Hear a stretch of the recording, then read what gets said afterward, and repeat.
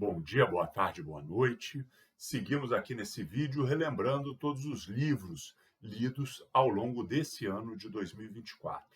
E nesse vídeo aqui vamos falar a respeito de Piratas do Caribe, O Eixo da Esperança, livro do paquistanês, mas também britânico Tariq Ali, livro lançado originalmente em 2006, mas que teve um pós-escrito de 2007.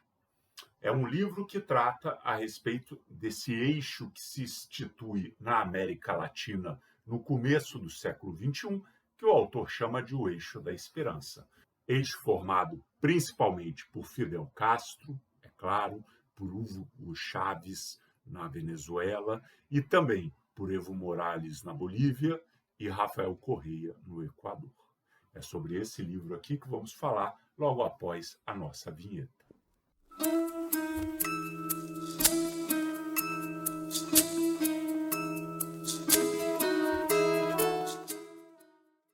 Bom, o livro começa com seu marco cronológico com a emergência do Consenso de Washington e com a dissolução da antiga União das Repúblicas Socialistas Soviéticas, a União Soviética, na virada dos anos 80 para os anos 90.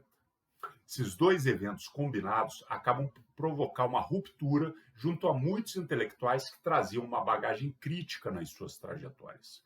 Pessoas que sempre se postaram junto a pautas progressistas e entendendo por isso, por pautas progressistas, a necessidade de ampliar direitos universalmente, a necessidade de lutar para industrializar e desenvolver as economias nacionais e para combater as desigualdades sociais. Com a queda da União Soviética, muitos arrivistas surgem, renegando seus discursos do passado e passando a defender ajuste fiscal, competitividade e livre mercado.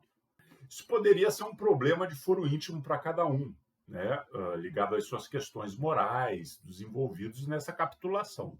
Mas Tariq Ali explica que esse movimento reacionário se dá num contexto de quase monopólio das mídias, um monopólio que sempre mantém um acento reacionário. E aí, com as únicas exceções da venezuelana Telesur e da árabe Al Jazeera, todos os demais canais de televisão do mundo são afinados, em maior ou menor grau, com o Consenso de Washington. Essa mídia monopolizada faz fake news contra o Iraque, que nunca teve armas de destruição de massa, ou contra a Palestina, ou contra o Afeganistão. Além de um silenciamento de vozes críticas que esse monopólio permite, ele também foi um instrumento de divulgação com ares heróicos, de mudança de rumo à civilização, de bom senso dessas conversões ideológicas que eu acabei de mencionar. Então, no começo do século XXI, dois movimentos latino-americanos colocam à prova o poder desse monopólio midiático. Em 2006, no México, o modelo tradicional de política representado pelo Partido Revolucionário Institucional foi derrotado pelo novato López Obrador. Mas o PRI conseguiu manter a presidência por meio de uma enorme fraude. No processo de apuração eleitoral, descobriu-se que pelo menos 2,5 milhões de votos não foram contados, exatamente naquelas regiões que eram mais favoráveis aos oposicionistas. Enquanto no México as instituições boicotaram qualquer tentativa de recontagem transparente dos votos, intelectuais iam à imprensa estadunidense para alertar que a vitória de López Obrador fortaleceria o governo venezuelano, que já naquela época era um inimigo declarado do governo estadunidense. Acabou que Felipe Calderón conseguiu manter o poder nas mãos do PRI. 6 anos depois, nova eleição novamente contestada leva ao cargo Henrique Peña Neto, e só em 2018, finalmente, López Obrador se sagra presidente. López Obrador, que nesse ano de 2024 fez a sua sucessora, Cláudia Sheinbaum Pardo. Apesar de ser uma história com final feliz, quando López Obrador chega ao poder, a onda progressista latino-americana já tinha acabado. Pois muito bem, eu falei de dois movimentos latino-americanos que colocam à prova o poder da mídia. O segundo que eu vou falar é anterior a esse. É aquele no qual Hugo Chávez foi o protagonista. Foi aquele caso paradigmático que reverbera até hoje porque a dissidência, a oposição, venceu.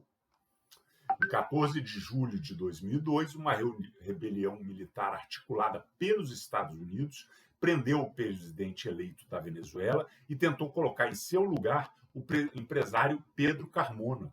Porém, a população venezuelana se mobilizou rapidamente, incluindo militares de baixa patente, e conseguiram em 48 horas reverter o golpe e colocar Chávez de volta à presidência. Tarek Ali apresenta reportagens de correspondentes estadunidenses que falseavam a realidade, invertendo noções como democracia e autoritarismo e buscavam passar a imagem de um governo chavista autoritário, o que legitimaria o golpe. Afinal, seria um golpe contra o autoritarismo e a favor da democracia.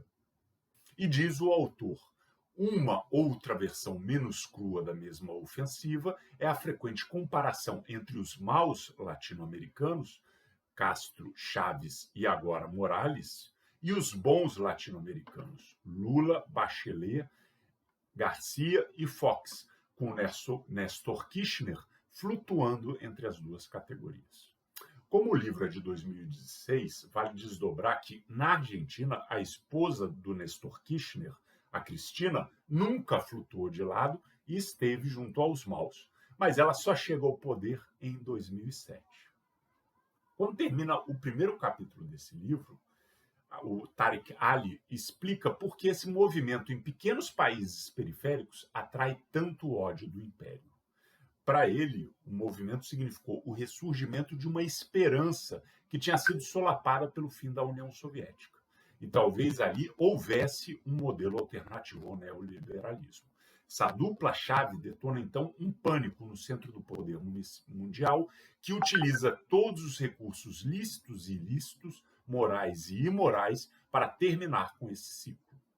Porém, ao dar uma olhada mais ampla, o autor percebe que também no Oriente Médio e em parte da África, o poder estadunidense vem sendo enfrentado. E para o Tarek Ali, Hugo Chávez se mostrava, mesmo para esses países, africanos e do Oriente Médio, como um modelo de liderança necessária e desejável.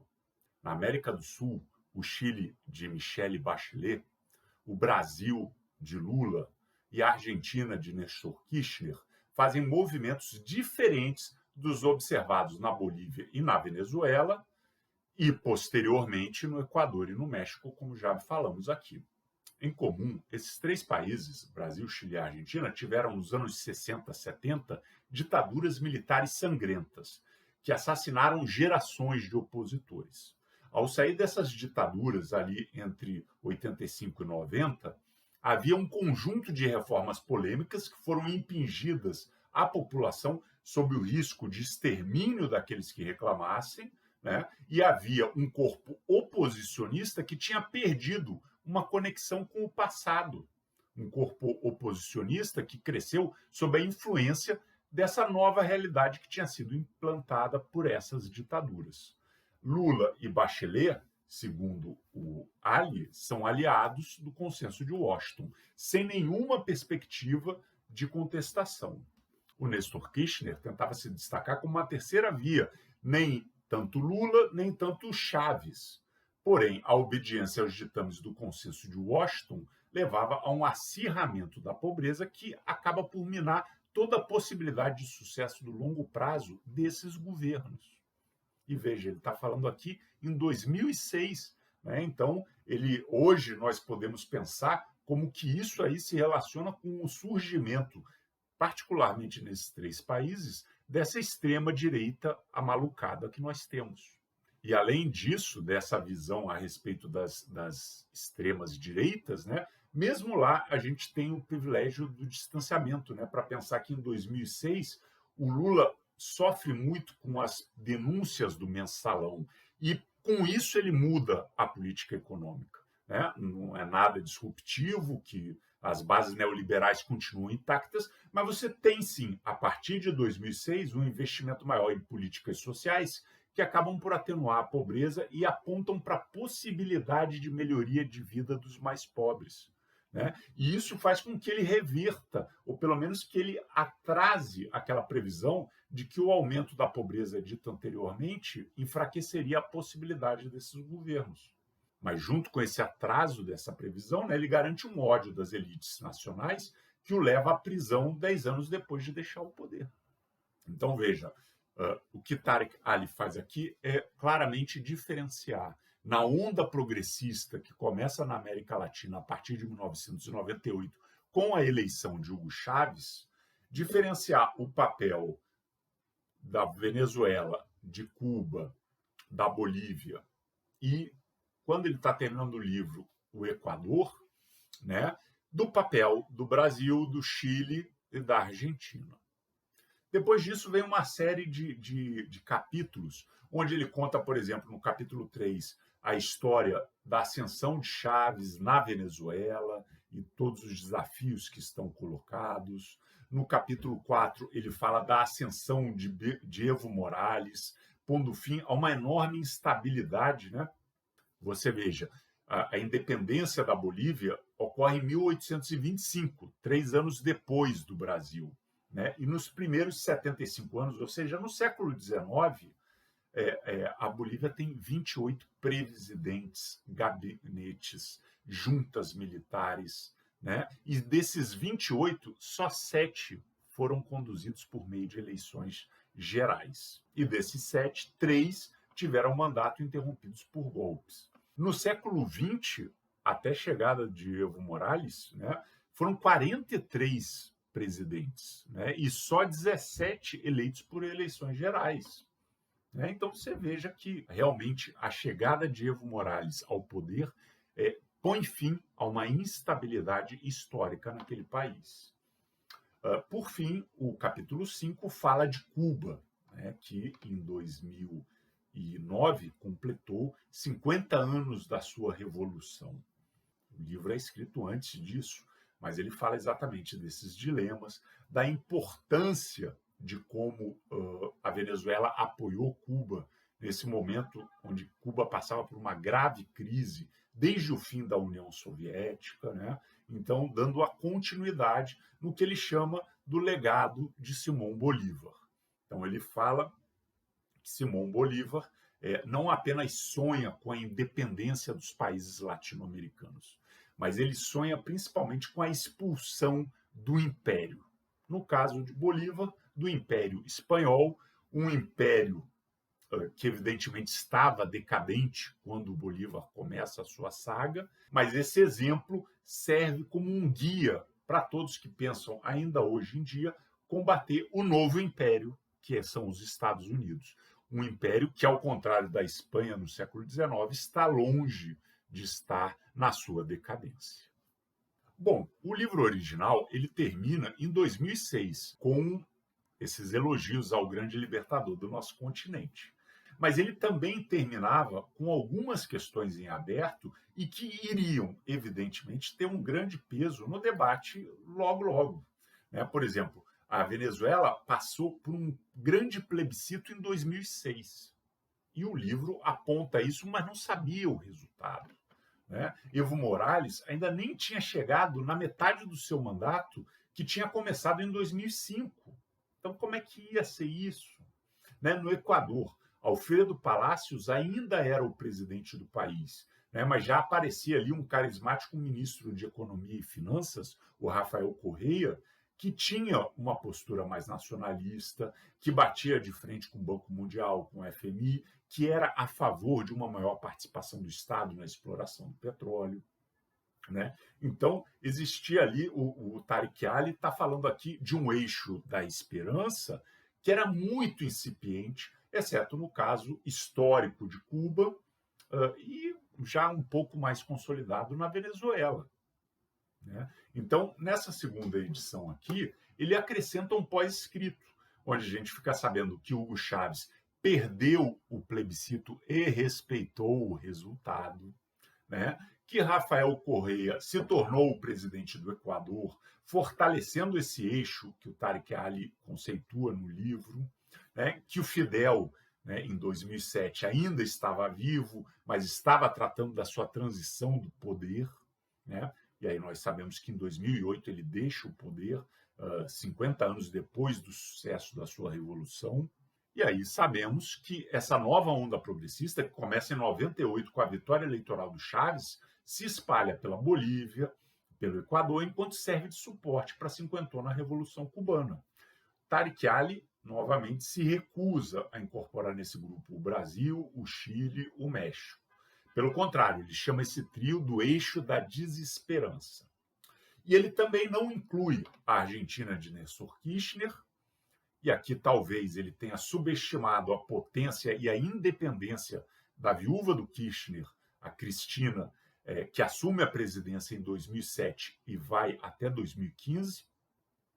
E também, na época do livro, não era possível incluir no eixo da esperança ou da desesperança o uruguaio Pepe Mujica, que só vai ser eleito em 2010 para presidente do Brasil. Mas Tariq Ali poderia ter falado e não fala nada sobre o primeiro governo de Tabaré Vázquez, que começa em 2005, e Pepe Mujica é um sucessor de Tabaré Vázquez. O fato é que temos aqui o retrato de um movimento que, seja mais à esquerda, seja mais à direita, deitou raízes na América Latina no início do século XXI e desafiou, em graus variados, o governo dos Estados Unidos e desagradou profundamente e de forma generalizada as elites colonizadas desses países. Sabemos hoje que, a partir de 2016, 10 anos depois do lançamento do livro, o jogo vira.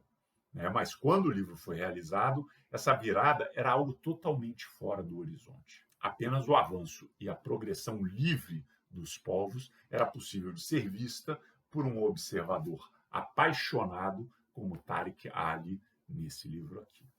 Belíssima leitura, recomendo fortemente para todos que se interessam pela história da América Latina, e até o nosso próximo vídeo, onde continuaremos com a nossa retrospectiva de leituras de 2024.